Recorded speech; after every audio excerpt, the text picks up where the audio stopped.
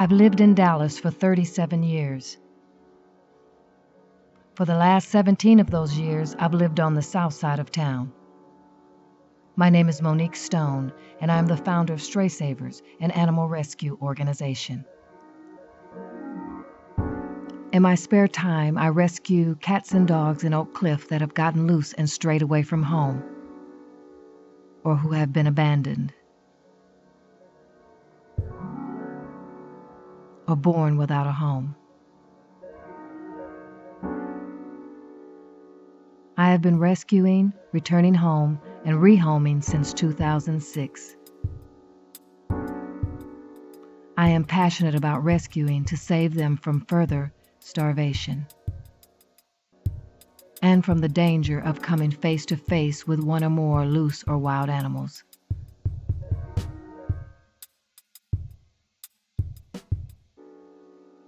Or straying into traffic. The landscape of our neighborhood has changed drastically in the last year. Homeless animals are populating the streets of our city, our neighborhoods. But that's not the only change to the landscape of our neighborhood that we have seen lately. There are more and more homeless people than ever before.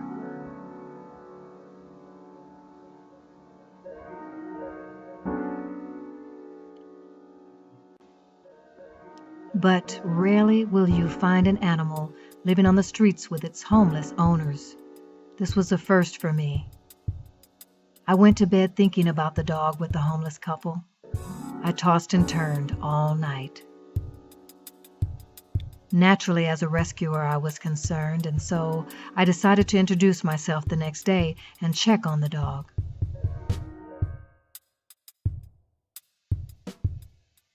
The next morning, I drove over to meet them.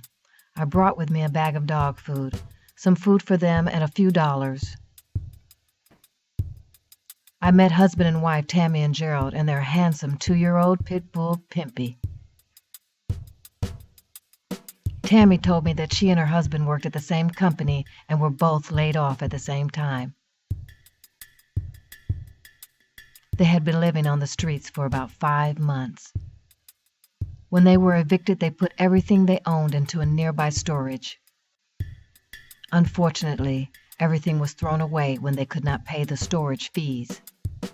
Tammy said she and Gerald have also been beaten and robbed several times since they have been homeless.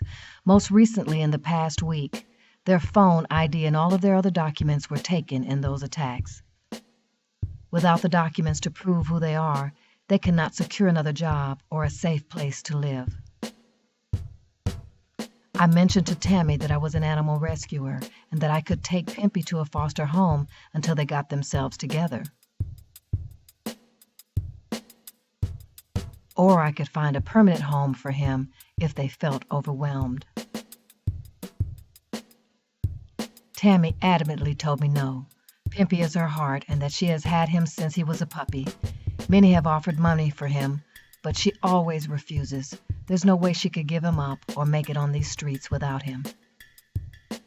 Realizing then that in order to rescue Pimpy, I had to rescue Tammy and Gerald too. So I asked her, what could I do to help? She said they needed to go online and apply for a copy of their birth certificates, the $30 fee, and an address to send them to. But they didn't have any money for anything. They needed work desperately. They were willing to clean, cook, or mow lawns, anything to raise the fee and buy food. They also needed medicine for Pimpy. He had been coughing a lot lately and running a temperature.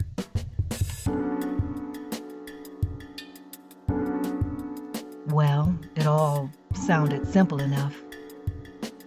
It just so happened that I had a project coming up that I needed help with.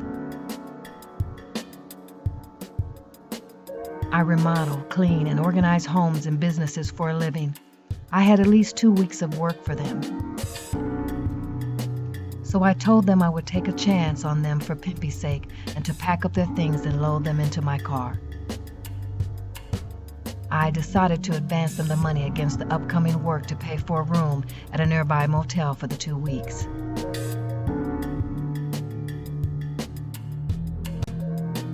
the same amount of time that it would take them to get their birth certificates. How you feel your first night in a motel? Did you sleep good? Did you sleep good? Say you did. Say, did mama sleep good? Mama slept good? What about Mr. Gerald? Did your daddy sleep good? Huh? Did your daddy sleep good? I knew it was a gamble, but I had a good feeling about this couple, and I was smitten with Pimpy. And with triple-digit weather approaching and Pimpy being sick, I didn't want to take any chances. Tammy and Gerald just needed someone to believe in them. All I needed from Tammy and Gerald was their promise to do whatever was necessary to help themselves. They assured me that they would do whatever it took not to be homeless again.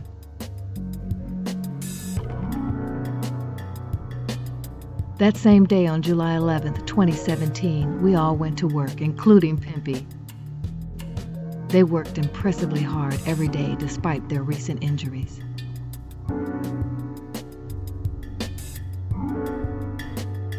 Two days later, I paid Tammy and Gerald for the work they had done so far.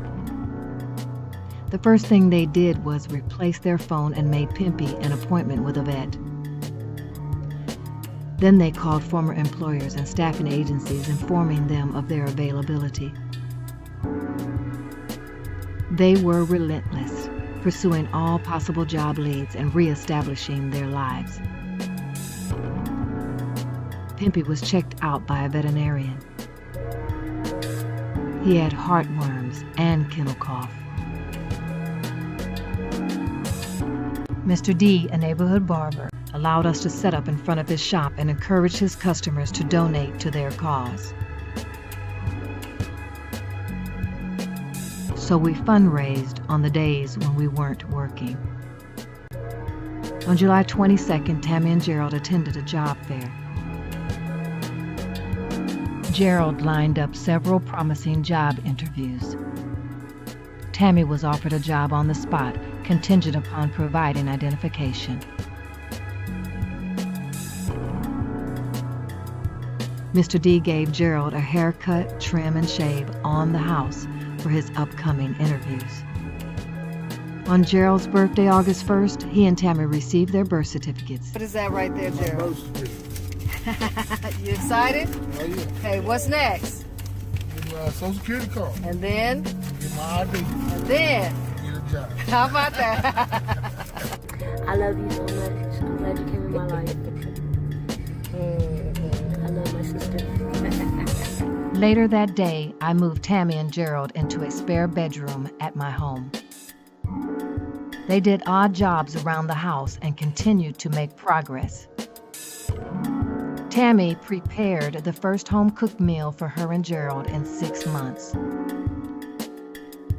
August 2nd, they applied for a copy of their Social Security card and got their Texas ID.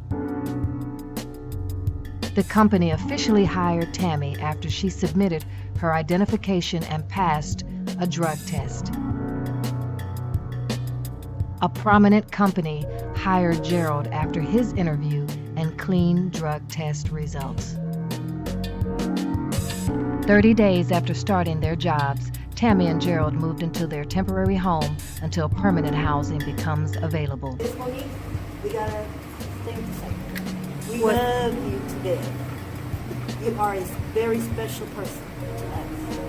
Very, very special. That's the first taste from me and Pimpy. You feel the same way, Pimpy? Yep.